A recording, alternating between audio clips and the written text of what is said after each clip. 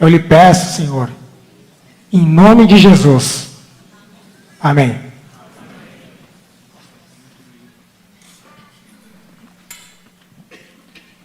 Peço, por favor, que abra o Santo Livro no Evangelho segundo o relato de Mateus.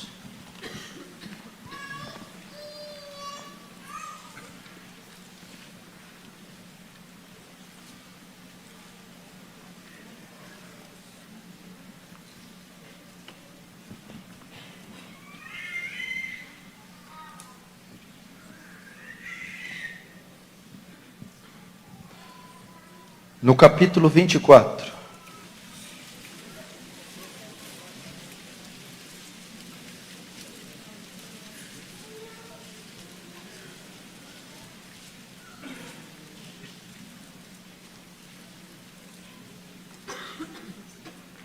Mateus capítulo 24, verso 32. Diz assim, é Jesus quem está dizendo aqui: aprendei, pois, a parábola da figueira, quando já os seus ramos se renovam e as folhas brotam. Sabeis que está próximo o verão. Assim também vós, quando virdes todas essas coisas, sabei que está próximo às portas. Em verdade vos digo que não passará essa geração sem que tudo isso aconteça. Passará o céu e a terra, porém as minhas palavras não passarão. Mas a respeito daquele dia e hora, ninguém sabe, nem os anjos dos céus, nem o Filho, senão o Pai. Pois assim como foi nos dias de Noé, também será na vinda do Filho do Homem. Porquanto, assim como nos dias anteriores ao dilúvio, comiam e bebiam, casavam-se e davam-se em casamento, até o dia em que Noé entrou na arca. E não perceberam, senão quando veio o dilúvio e os levou a todos. Assim será também a vinda do Filho do Homem. Deixa aberto nesse texto aí, não feche. Só vou fazer mais uma pequena oração. Feche os seus olhos. Pai Santo, eu me humilho diante da tua presença. Reconheço a sua grandeza, sua magnificência, soberania, santidade. Reconheço a minha insignificância. Mas me atrevo a dirigir a ti minhas palavras e voltar meu rosto a ti, pedindo que despeje da sua graça gloriosa, abundante, sobre esse local. Tome mentes e corações cativas à tua palavra. Que haja temor e tremor nesse local. Senhor, faz teu reino avançar. Receba a glória para si. E nos conforma à imagem do seu Filho. Em o nome de Jesus. Amém.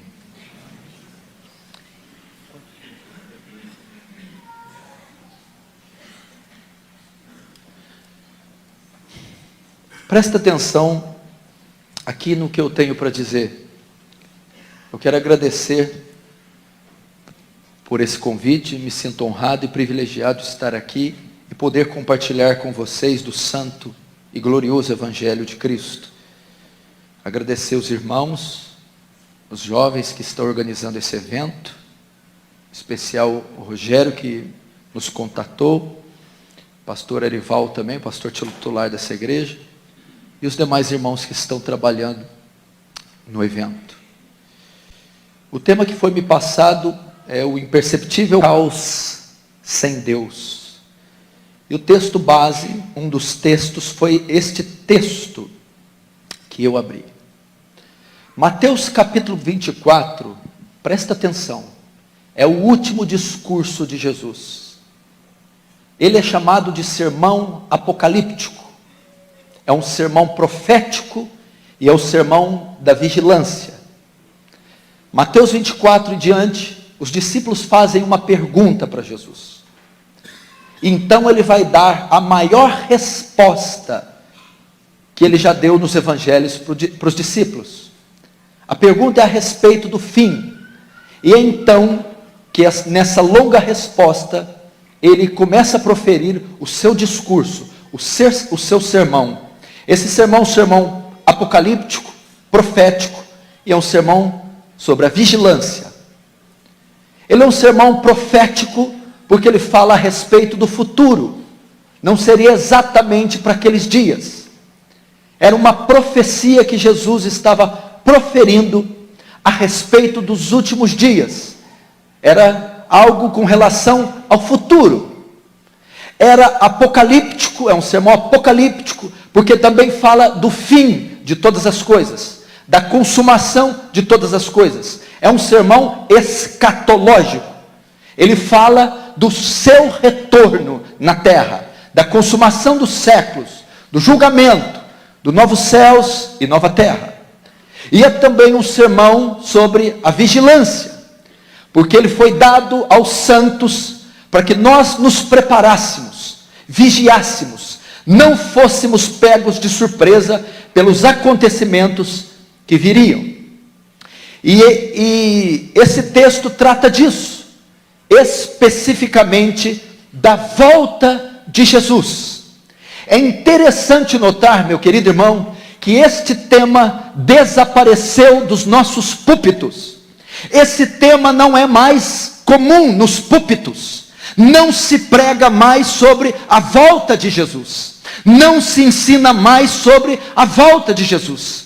Não se escreve mais sobre a volta de Jesus. Aliás, muitos cristãos contemporâneos nem imaginam que ele irá voltar. Nem sabem que ele irá voltar. E nem esperam que ele volte. É interessante que desde que Jesus citou isso, e os apóstolos escreveram acerca do retorno, principalmente Paulo, todos os cristãos de todas as gerações esperavam pela volta de Jesus. É bíblico esperar que ele volte. É bíblico ansiar para que ele volte. Mas é interessante notar que a nossa geração só falta orar para que ele não volte. Winston Churchill, primeiro-ministro da Inglaterra, na época da Segunda Guerra, ele diz algo interessante. Ele diz que a decadência moral da Inglaterra é devido ao fato que os pregadores tinham deixado de pregar sobre o céu, sobre o inferno e sobre a volta de Jesus. Veja só a colocação que ele faz, a leitura que ele faz a respeito da decadência da Inglaterra. Hoje o que nós temos são sermões antropocêntricos, um evangelho imediatista. Hoje o que nós temos é um evangelho triunfalista. É aquilo que as escrituras, aquilo que Deus pode fazer de melhor para o homem aqui e agora. Mas não se engane, Jesus vai voltar. E a igreja precisa estar vigiando. Vigiai e orai, porque não sabeis a hora que há de vir o vosso Senhor. Está escrito. A Bíblia diz isso. Vigiai, orai. A Bíblia ainda diz assim: olhai por vós, para que os vossos corações não se carreguem das glutonarias, bebedice e dos cuidados dessa vida, e venha sobre vós de improviso aquele dia. Porque a vinda do Senhor será como um ladrão na noite. A nossa geração precisa acordar para os fatos. Nós estamos no tempo do fim. Presta atenção, nós somos a última geração. Então, se todas as gerações anteriores à nossa esperaram pelo retorno de Jesus, significa que a nossa geração está mais próxima do retorno do que todas elas. Porque elas passaram, nós, portanto, somos a última geração. Então, nós estamos mais próximo do fim do que qualquer outra antes de nós. Guarde isso no seu coração. Jesus vai voltar. Quando Jesus começou este discurso, está em Mateus capítulo 24. É uma quarta-feira, a quarta-feira da semana da paixão. Ele está sentado com os discípulos no crepúsculo da tarde, na tardezinha de quarta-feira. Ele se assenta com os discípulos no Monte das Oliveiras. Segunda-feira, a segunda-feira da paixão, ele tinha ido para Jerusalém. Na terça-feira, ele tinha ensinado. Quarta-feira, ele expulsa os cambistas do templo. e passa o dia inteiro ensinando. É o último ensino de Jesus. É a última entrada de Jesus no templo. Ele fica o dia todo ensinando e à tardezinha vai com os discípulos para o Monte das Oliveiras e se assenta no Monte das Oliveiras para ensinar. Na quinta-feira ele vai celebrar a Páscoa. Na quinta-feira ele vai fazer os preparativos para a Páscoa e vai celebrar com os discípulos a última ceia. Na noite de quinta ele vai ser traído e sexta-feira, como vocês sabem, ser julgado, entregue para ser crucificado. No domingo ele ressuscita. Então esse é um dos últimos discursos de Jesus antes da crucificação. E a pergunta que os discípulos fazem é: Mestre, qual será o sinal da sua vinda? Como será o tempo do fim? Esta é a pergunta que eles fazem. Mas eu comecei abrindo um termo no verso 32, porque o verso 32, que é da onde eu vou fazer a exposição, ele começa a resposta dos discípulos, a resposta para os discípulos. Ele diz assim: aprendei, pois, a parábola da figueira, quando já os seus ramos se renovam e as folhas brotam, sabei que está próximo o verão. É assim que Jesus começa, falando do seu discurso. Presta atenção. Os discípulos têm uma dúvida. Os discípulos sabem que ele vai voltar. Os discípulos sabem que os séculos vão se consumar. Os discípulos sabem, porque nos 3 anos e meio, ele falou disso, que haveria um retorno triunfal, haveria a consumação dos séculos, que haveria novos céus e nova terra, que essa nova era seria consumida, haveria os juízos de Deus sendo despejados, as taças da ira de Deus sendo despejadas, que ele voltaria para buscar o seu povo, que o seu povo seria glorificado. Mas quando será esse tempo?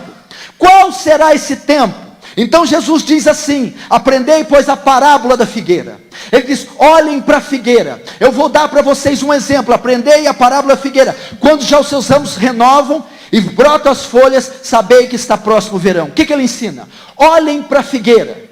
A figueira, uma árvore comum em Israel, quando ocorre um fenômeno com ela, ela evidencia a chegada de uma nova estação. O que Jesus está dizendo? A figueira, quando começa a brotar suas folhas, isso significa que ela está anunciando uma nova estação. Está chegando o verão. A figueira, portanto, era um sinal muito importante para Israel. A figueira, então, quando ela começava a brotar, qualquer israelita sabia: o verão está chegando. Então, o brotar da figueira anunciava uma nova estação que está chegando. Jesus vai dizer então: assim também, quando virdes todas estas coisas, sabei que está próximo às portas. Que todas as coisas são essas? Que todas as coisas são essas? É o que vamos ver aqui em Mateus 24, dá uma olhada comigo.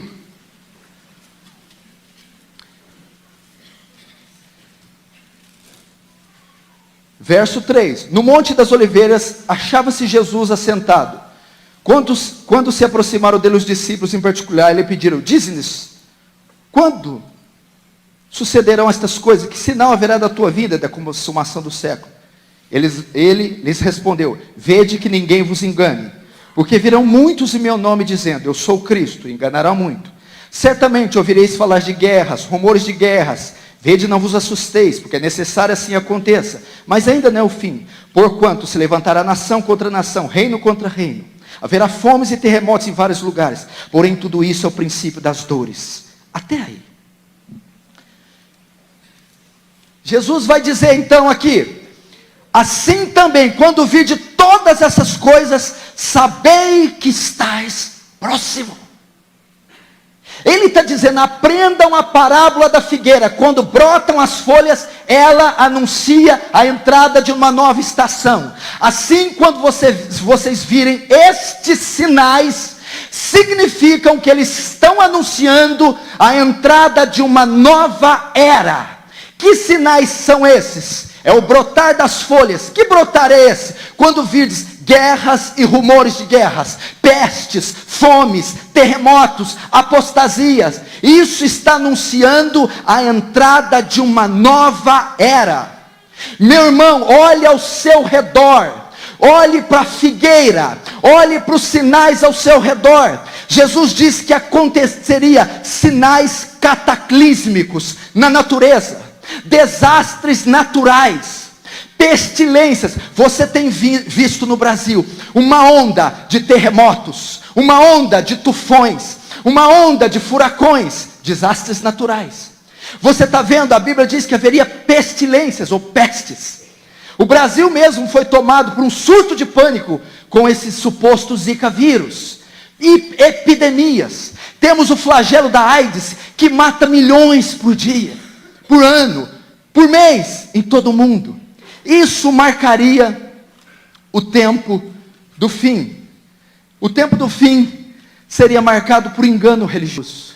A cada esquina se vê uma igreja aberta.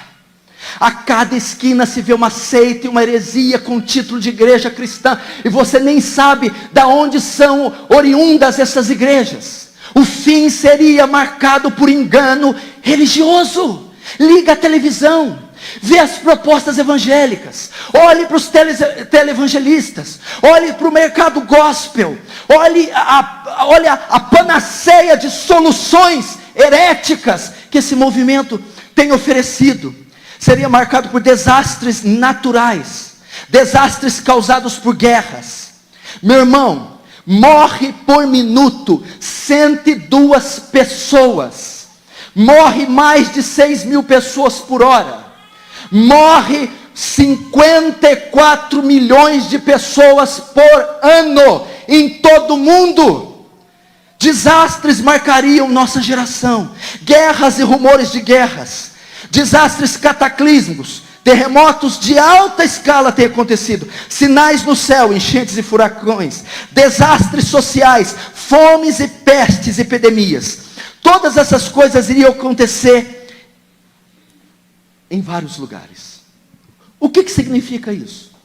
Jesus está dizendo, assim, preste atenção, assim como a figueira, quando brota as folhas, anuncia a entrada de uma nova estação, o verão. Quando vocês virdes estes sinais, eles estarão anunciando a entrada de uma nova era, a entrada de uma nova estação, a entrada, a chegada de um novo tempo. Que tempo é esse? O tempo do fim. Agora, alguém aqui é capaz de me dizer que esses ramos não estão brotando as folhas? Que esses sinais não estão acontecendo? Será que nós temos sido cegos?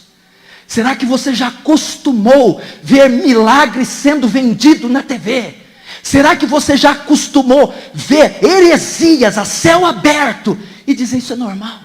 Será que você liga a TV e vê o terremoto no Chile, que foi sentido até aqui, na cidade de São Paulo? Na minha época de pequeno, havia-se um grande terremoto a cada 5, 10 anos.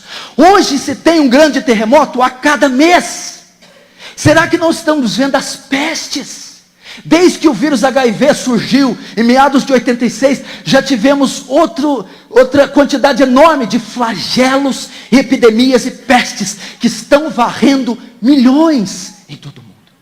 Tragédias naturais, guerras civis, guerras santas, guerras e rumores de guerras têm anunciado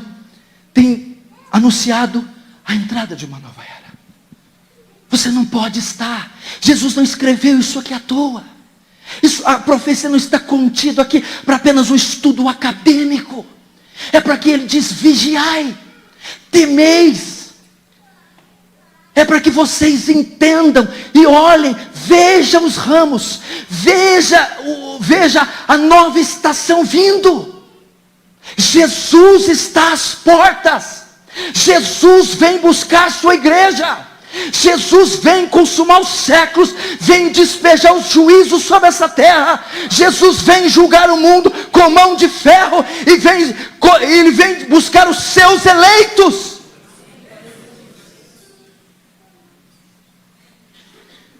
Entretanto, Existe outro sinal que marcaria a volta de Jesus. Um sinal muito interessante, que foi exatamente o tema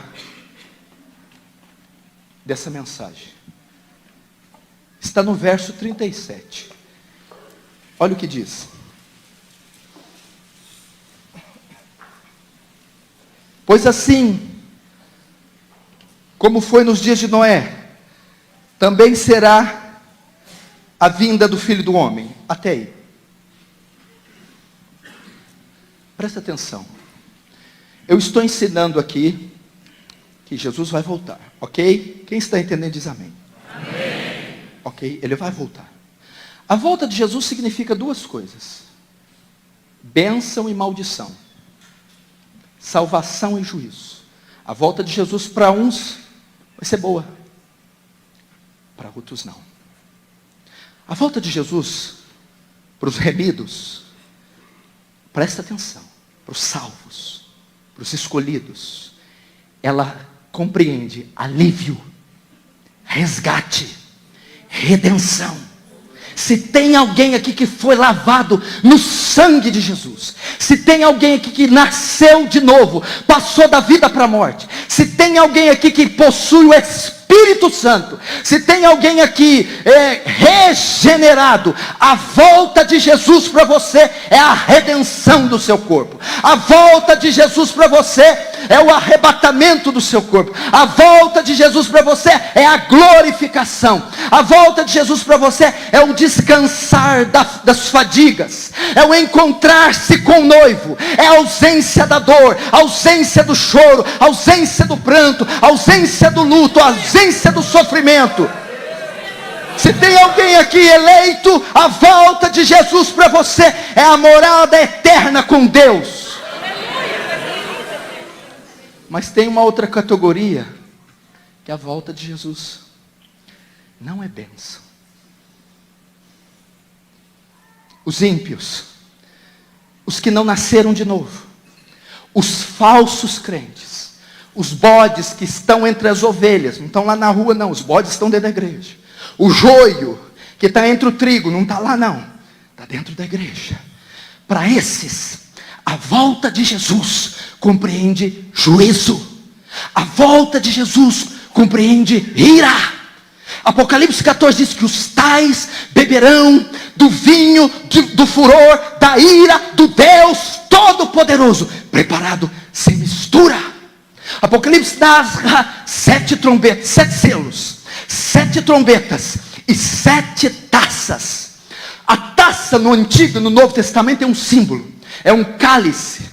O que esse cálice tem? É o cálice que Jesus disse no Getsêmani: Senhor, se for possível, passa de mim esse cálice. Que cálice é esse? Que cálice são esses 7 cálices de Apocalipse? É o cálice da ira de Deus. Para o ímpio, a volta de Jesus compreende ira. Para o ímpio, a volta de Jesus compreende juízo. Para o ímpio, o falso crente, o bode, aquele que brinca de ser cristão, a volta de Jesus é condenação eterna. Nós veremos sinais no cenário religioso, político, econômico, geológico, social.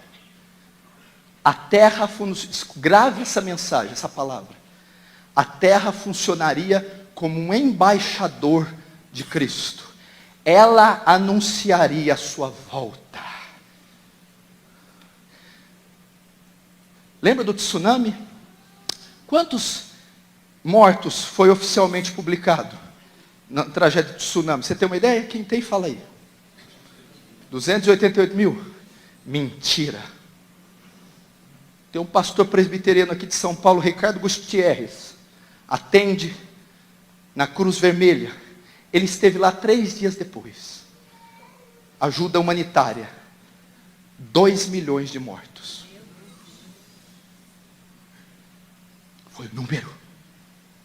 Tudo isso aí, se isso não nos comover, meu irmão, a cada 10 minutos, 40 crianças são abusadas. A cada 10 minutos no Brasil, 40 crianças são vítimas de pedofilia. Só na cidade de São Paulo, em 2013, foram registrados 413 mil divórcios em cartório oficiais, fora os não oficiais. É um escândalo que nós estamos vivendo.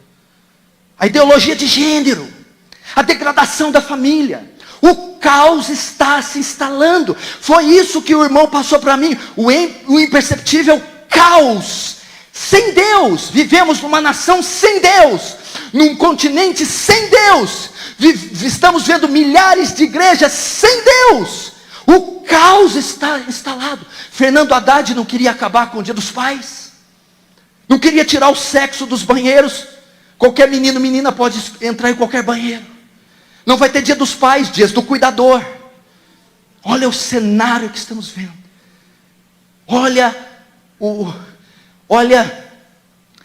a ofensiva do Estado Islâmico, fazendo vítima após vítima. Os muçulmanos são quase 1 bilhão e 700 milhões em todo o planeta. Eles já passaram como a maior religião do mundo, a Igreja Católica, desde a década de 90. Isso não comove você? Não comove você ver igrejas pedindo assim, em pleno culto? Alguns aqui devem ter visto: dê o seu carro hoje e volte a pé, ou pega um táxi. Dê essa lata velha, dou essa lata velha, essa quiçaça, agora, deixa teu carro aqui, volta a pé, de bicicleta, de metrô, ou pega um táxi. Isso não assusta você? Esses sinais deviam nos fazer chorar.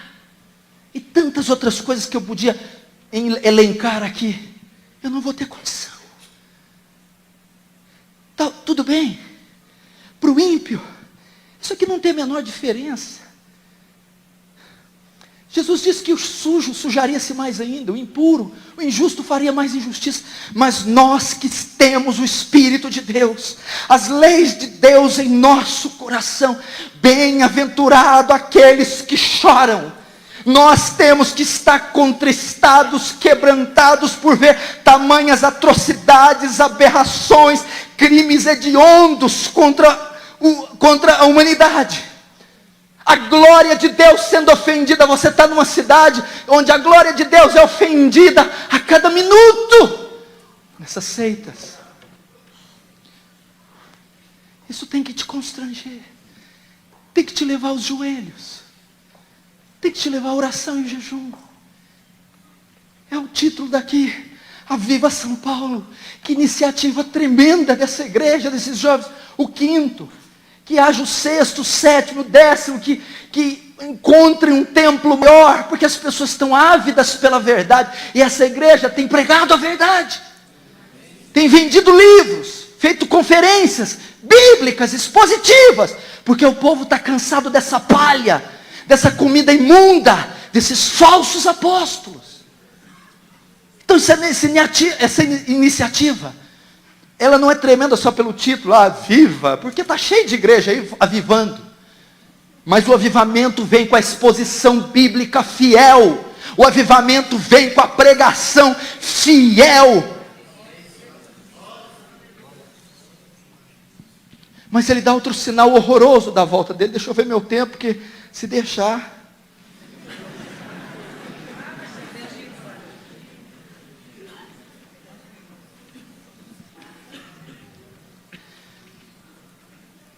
Mas tem outro sinal, presta atenção.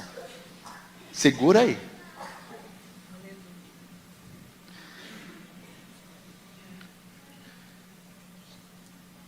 Pois como foi nos dias de Noé, também será a vinda do Filho do Homem. Outra marca do fim que Jesus deu.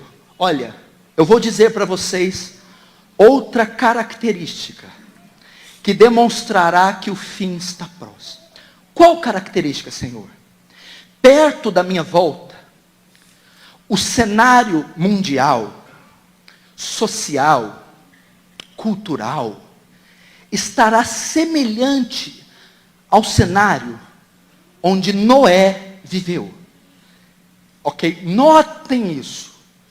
Os dias da volta do Filho do Homem serão semelhantes aos dias de Noé.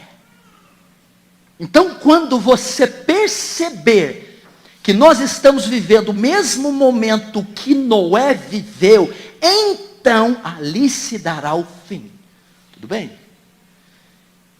Como eram então os dias de Noé? Como viviam as pessoas na época de Noé? Vamos saber. Verso 38. Porque assim como nos dias anteriores ao dilúvio, comiam e bebiam, casavam e davam-se em casamento, até o dia em que Noé entrou na arca. O que significa? Vejam só. Deus anuncia uma palavra de juízo sobre a terra. Gênesis capítulo 6 diz que como foram multiplicados os homens na terra, os filhos de Deus tomaram para si as filhas dos homens. Os filhos de Deus são os filhos da descendência santa, piedosa de Sete. Os filhos dos homens são as filhas dos homens são as filhas de Caim. Foi uma relação espúria, um jugo desigual. E eles começaram a povoar a terra com uma terceira raça mista. E no capítulo 6, verso 5, diz que os pensamentos e a imaginação do coração do homem eram maus continuamente. Deus então vai dizer: me arrependo de ter feito o homem. Vou consumir toda a carne que criei. Então ele diz, porém ele acha graça em Noé. Lança uma palavra de juízo sobre a terra. Eu vou consumi-la, porque o seu pecado subiu às minhas narinas. Muitos teólogos dizem que é difícil você entender e mensurar o tamanho da iniquidade do povo antediluviano. Imagina, Deus exterminou toda a raça humana, salvo 8 pessoas. Imagina o tipo de iniquidade que eles cometiam, para Deus exterminar, fulminar, trucidar toda a espécie humana, deixando apenas 8. Ele anuncia uma palavra de juízo e manda Noé construir a arca. Noé constrói. Quantos anos Noé levou para construir a arca? 100 anos. Mas Noé construiu, não falou nada. A Bíblia diz que ele foi pregoeiro da justiça. Ele começou a pregar: haverá um juízo sobre essa terra e virá em forma de dilúvio. Qual foi a resposta do povo para a pregação de Noé? Comiam, bebiam, casavam-se, davam-se em casamento. O que significa isso? Em uma palavra eu te respondo: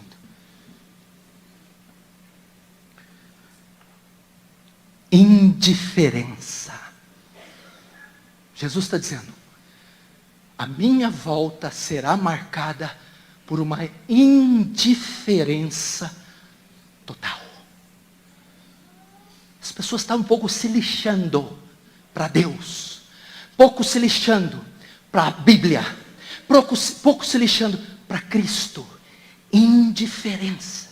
Comer e beber aqui significa as pessoas estarem entregues à futilidade, às vaidades e às temporalidades da vida, glutonaria, as benesses desse mundo. Meu irmão, nós vivemos numa era capitalista, consumista, vaidosa, gorda, inchada, soberba.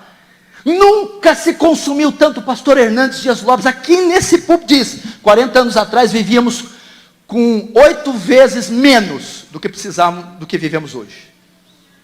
Então imagina seus salários, o seu orçamento mensal. 40 anos atrás se vivia com 8 menos que você vive. Ninguém se contenta com um sapato. Homem tem que ter 30, mulher tem que ter 180. Você já viu mulher abrir o guarda-roupa e falar: não tem roupa? Ela pode fazer um shopping. Aí ela diz: não tem roupa. Cosméticos, maquiagem, lipoaspiração, shoppings, etc. O mundo seria marcado por futilidade.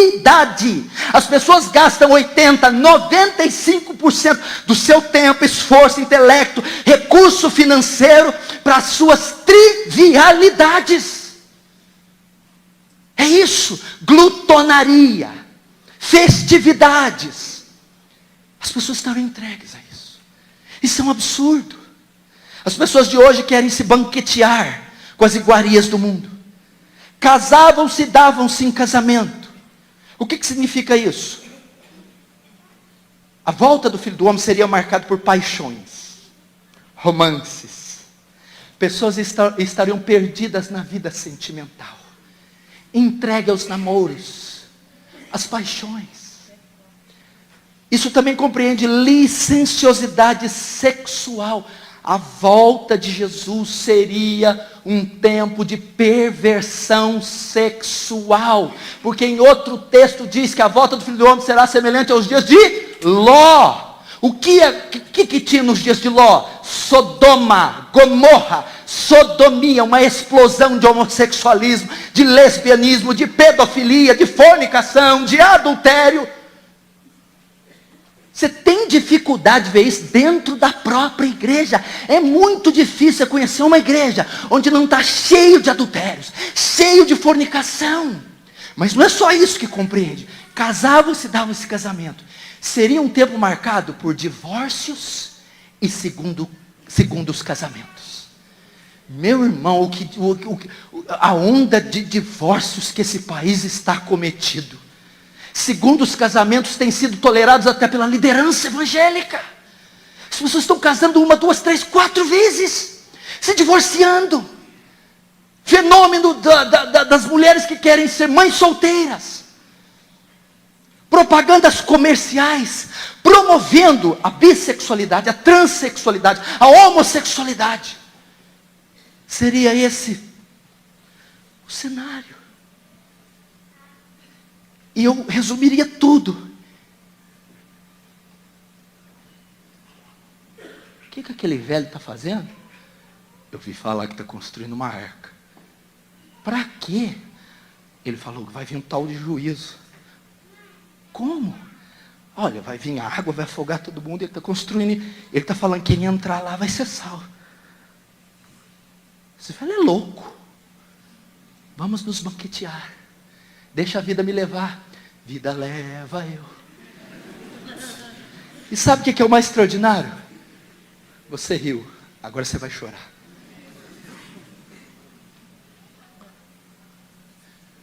Ele pegava o martelo e está lá construindo a arca.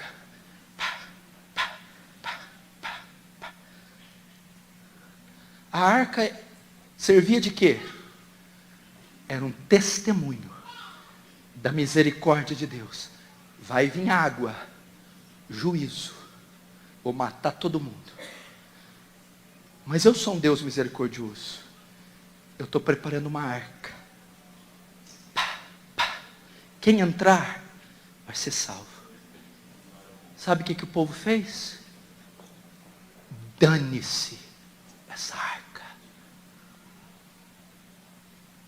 De que a arca é feita? De quê?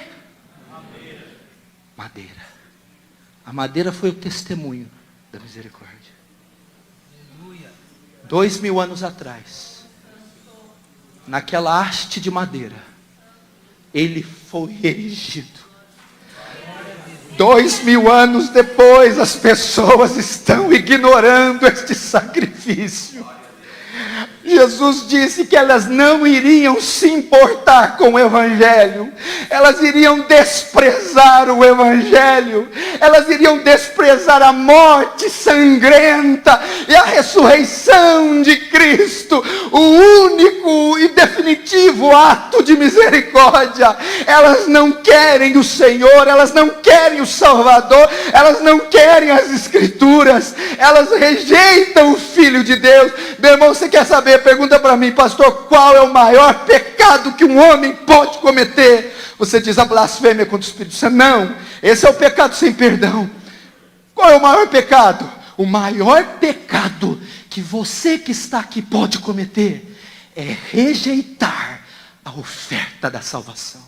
É rejeitar a cruz de Cristo, é rejeitar o Evangelho. Foi isso que os antediluvianos fizeram, e foi isso que Jesus disse que a nossa geração faria. Eles não deram ouvidos para Noé, eles não deram ouvidos para a pregação de Noé, eles não deram importância para a arca. As pessoas de hoje, você já viu sua mãe, seu pai? Você já viu São Paulo, Salvador, Rio de Janeiro? Você prega, evangeliza, dá um CD, uma Bíblia, programa, rádio, TV, e nada. Não, eles não esboçam uma reação sequer. Eles estão comendo, bebendo, casando-se, dando-se casamentos, se engordando, se embelezando, pecando aos montões. Jó diz que essa geração bebe iniquidade como se fosse água.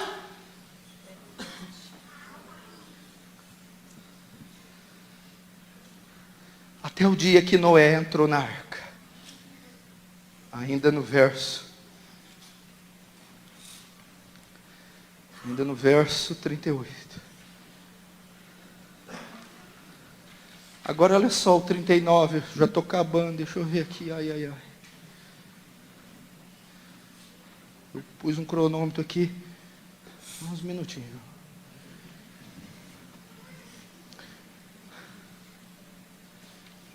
Olha só, 38 de novo. Porquanto assim como nos dias anteriores ao dilúvio, comiam e bebiam, casavam-se, davam-se em casamento, até o dia que Noé entrou na arca. Olha o verso 39, o início dele. E não o perceberam, senão, meu Deus do céu, quando Noé entrou na arca. Não perceberam. O que é isso aqui? O caos imperceptível. Sabe o que significa?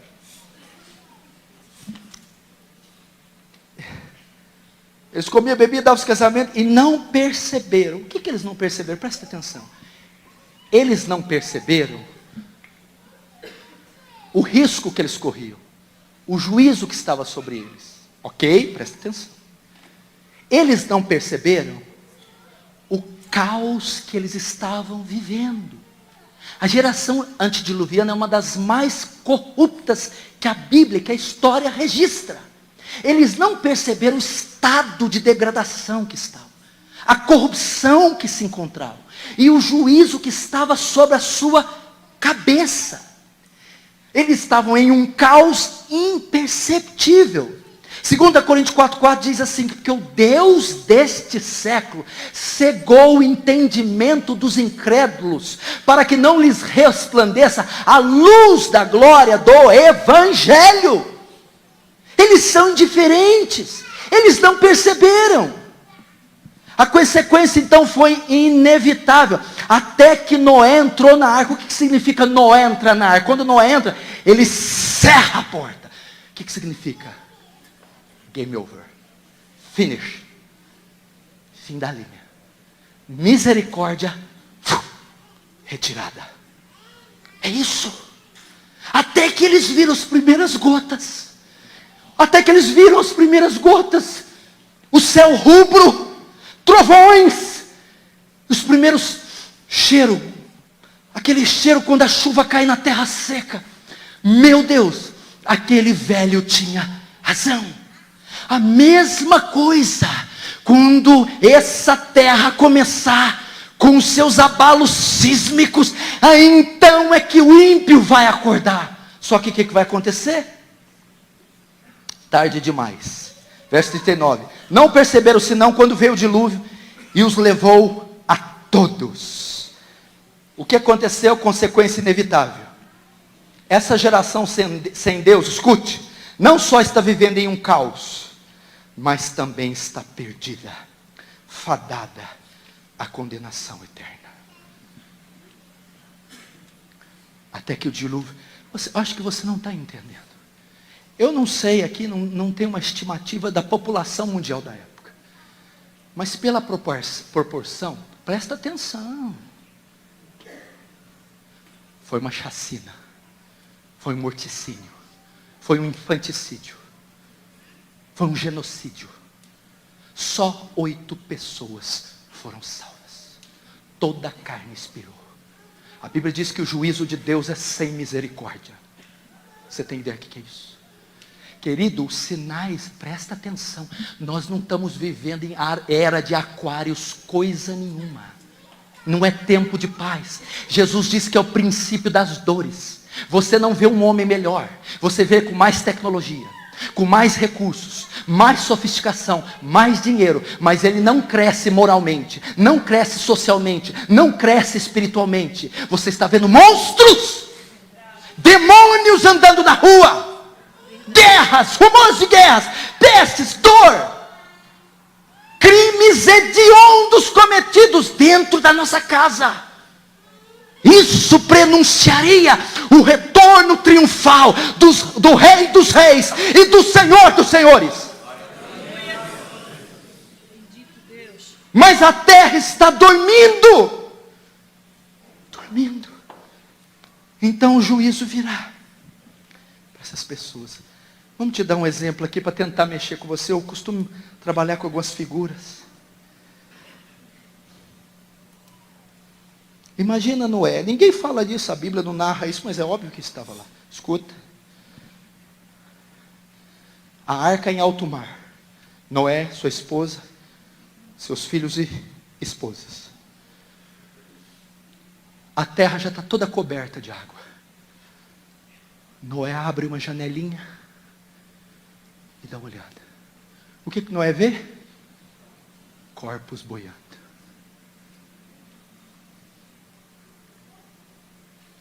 Vamos trocar de lugar. Coloca você na arca. Abre a janela. E você diz: é minha mãe. É meu pai. É meu filho. São meus irmãos. Você está entendendo? O caos imperceptível. Sem Deus. É igual dormir morrendo. Ninguém viu, ninguém sentiu, ninguém sabe o perigo que corre. Nem por isso deixa de morrer. Agora eu vou terminar com isso. Prometo. 5 minutos eu termino. Escuta. Qual é a única esperança dessa nação brasileira? Dessa cidade que só de entrar nas marginais eu me arrepio, porque eu sei onde eu estou entrando. Qual é a saída para esse povo que dorme, come? Eu não sei, hoje é segunda, hoje é terça. Aqui ainda tem. Mas a hora que chega quinta, sexta, sábado, a hora que vai chegando 6, 7, 8 da tarde, os motéis abarrotados, a Cracolândia abarrotada, as biqueiras, assassinatos, crime, terror, adultério, estupro, caos, parece que o abismo abre a boca e os demônios sobem. Só há uma esperança para essa nação. Quando o juízo estava anunciado e o povo estava no cassino em Las Vegas, deitando e rolando na lama do pecado, Noé construiu a arca. A arca era a única esperança da geração antediluviana. Para essa geração nossa. João capítulo 12, 32. Ele diz assim, não precisa abrir. João 12, 32, olha só. Mas eu, quando for levantado da terra, todos atrairei a mim. Presta atenção, que coisa linda. Jesus está ensinando aqui como pecadores são atraídos a Ele. Como você atrai pecadores a Ele. Como você atrai povos a Ele. Como você atrai sua mãe, seu pai, bêbado, drogado, prostituta, jovem, criança. Qual é o modo de atrair pessoas para Cristo? Quando eu for levantado. Essa é a maneira. Jesus ser levantado. O que significa Jesus ser levantado? Quando é que Ele foi levantado? Quando Ele foi julgado pelo Sinédrio e acusado de blasfêmia, levado para Pôncio Pilatos. Pilatos condena a ser crucificado. Ele coloca metade da cruz, aquela haste horizontal chamada patíbulo, e ele é carregado até o monte Gólgota. Quando ele chega lá, a outra parte da haste vertical está no chão. Ele é pregado nela. Tinha mais ou menos 3,5 metros de comprimento aquela cruz. Então Jesus é colocado na parte vertical, prega com cravos, um lado da mão e o outro. Prega-se os pés. Jesus está aqui, pregado na cruz. Agora tem um buraco no chão onde a cruz vai ser erguida. Eles colocavam uma corda nas pontas da cruz e os soldados romanos puxavam. A cruz entrava dentro do buraco e ia puxando. Então Jesus, naquela posição,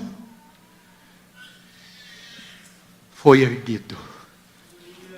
O que significa? Eu, quando for levantado, todos atrairei para mim.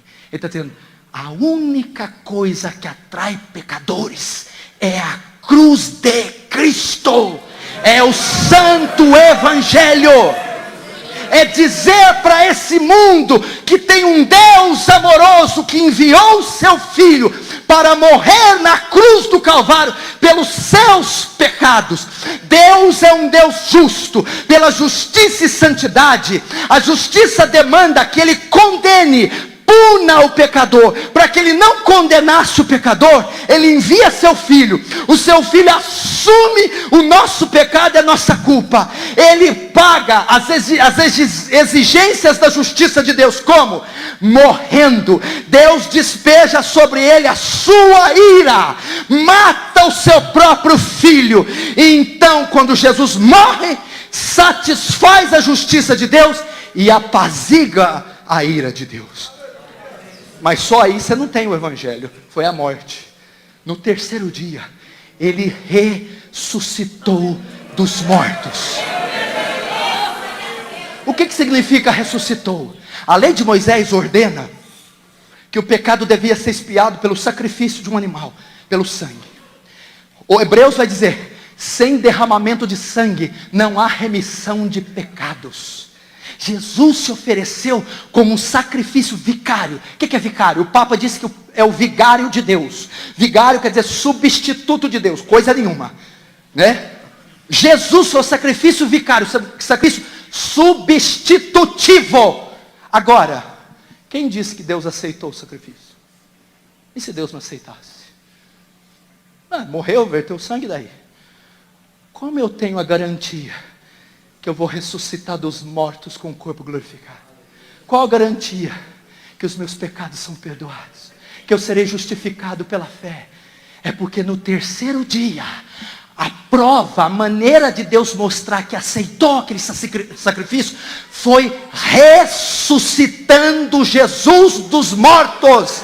Isso é a prova que o sacrifício dele foi aceito. Por isso ele diz na cruz, tetelestai, está consumado, quitado, pago. Agora, como essas nações recebem o perdão? Deus ordena que todos os homens, em todos os lugares, se arrependam e creiam no evangelho.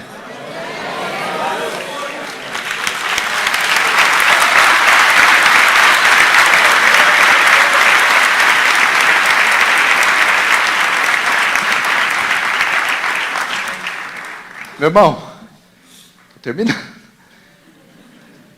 Eu, quando for levantado, todos atrairei a mim. Quando que ele foi levantado? Escuta. Quando o soldado romano puxa a corda, ele é erguido. Quem ele vai atrair? Pilatos mandou pegar uma placa. Estava escrito, Jesus de Nazaré, rei dos judeus. Em 3 línguas: hebraico, latim e grego. Por quê? Eram as 3 línguas mais faladas da época. O hebraico, a língua dos judeus. O latim, a língua oficial do Império Romano. O grego, a língua universal, o inglês da época. Então, quando ele for levantado, todos atrairei a mim. Foi levantado na cruz. A placa com as 3 línguas. O que significa aquilo?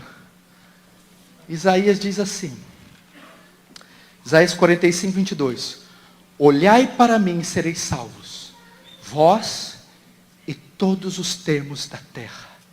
As 3 línguas fala do alcance da salvação. Aleluia. Povos, línguas, tribos, raças de todas as épocas. Jesus verteu o seu sangue. Jesus derramou o seu sangue para aqueles que ele escolheu, para que o sangue alcançasse todos estes. Gregos, romanos, judeus, gentios, bárbaros, de ontem, de hoje, de amanhã, todos que olharem para a cruz, quando ele for levantado, todos atrairem quem? Quem olhar para ele com fé, com arrependimento. Olhai para mim, vós e todos os termos da terra, e sereis salvo. Lance sua esperança na cruz, lance sua vida na cruz. Pastor, mas eu já sou salvo, é minha mãe que precisa. Ok. Filipe, quando achou o Messias, chegou lá para Natanael. Eu encontrei aquele de quem Moisés e os profetas falaram. Quem ele é? Jesus de Nazaré. Aí Natanael, pode alguma coisa boa vir de Nazaré? Sabe o que Filipe responde? Vem e vê. Sabe o que você vai fazer? A cruz está lá, erigida. Você vai chegar para tua mãe. Mãe, vem e vê. Pai, vem e vê. Filho, vem e vê. Prostituta, bêbado, drogados, paulista, santista, vem e vê o quê? O santo evangelho de Cristo, a morte de Cristo, a ressurreição de Cristo.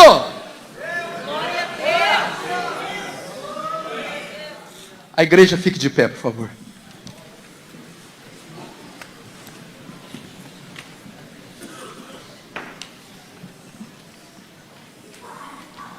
Alguém tem dúvida aqui que Jesus vai voltar? Jesus vai voltar. Prepara-te, ó Israel, para encontrar com teu Deus ou com o Senhor. O caos está instalado. Olha aqui comigo. Mais uma encenaçãozinha. Você está sentindo o cheiro? Está ouvindo? Escute isso aqui, ó.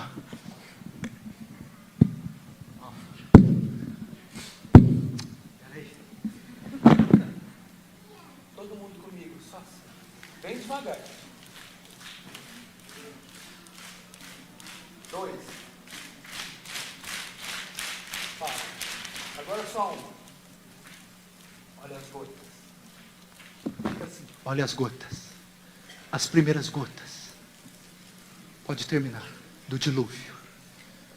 Da enchente. Porém a arca não foi fechada ainda. O juízo vai ser despejado. Eles estão comendo e bebendo cegos no seu cassino na roleta. Mostra a madeira para eles. O Cristo erguido. E eles se converterão. Amém? Amém? Vamos fechar nossos olhos e encerrar. Pai, obrigado pela vida dessas pessoas. Que se tiver alguém aqui indiferente, comendo e bebendo, comprando e vendendo, casando-se e dando-se casamento, que ele se desperte hoje. E que ele olhe para aquele madeiro e seja salvo. Meu irmão, creia em Jesus. Se arrependa dos seus pecados. Confesse-os. Lance sua vida naquele madeiro, naquela cruz. Diga: Senhor, não tenho certeza da minha salvação, mas hoje quero ter. Quero me encontrar com meu Salvador. Espírito Santo, pode esses ossos reviverem? Só tu sabes. Oh Deus, abre corações.